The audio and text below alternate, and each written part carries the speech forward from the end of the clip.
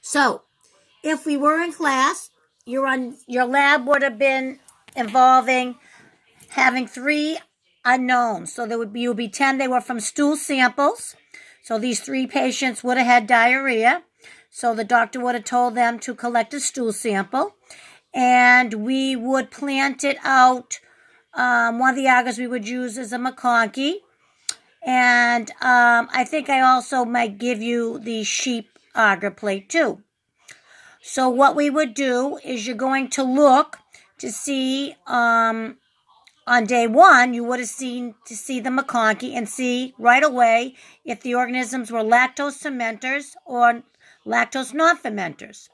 Where you know Salmonella and Shigella are non-lactose fermenters, if one of your knowns was pink on the McConkey, you could say right off the bat, it's not Salmonella Shigella. I don't have to do anything more. That stool, if it just has pink colonies, we know they don't have Salmonella and Shigella. Salmonella and Shigella are the only Enterobacteriaceae we look to see if it's present in order to say they have a bacteria infection in their stool. So we're looking basically for Salmonella and Shigella. So if we had only pink colonies on the McConkey plate, we would say they don't have Salmonella and Shigella.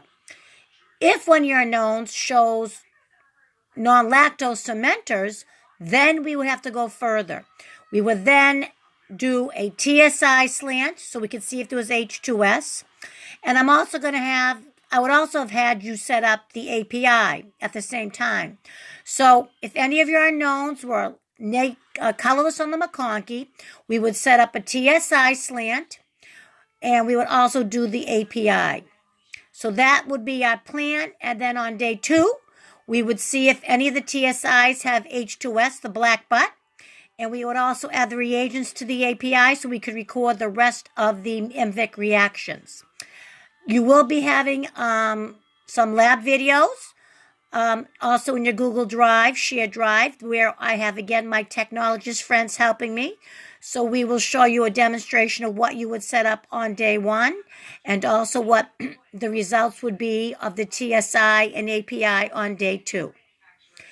After you look at the videos, the next thing you should do is look at the lab report that I obviously filled out with pictures again of what you would have seen and the answers to the lab questions and also the general questions about the information in the lab report.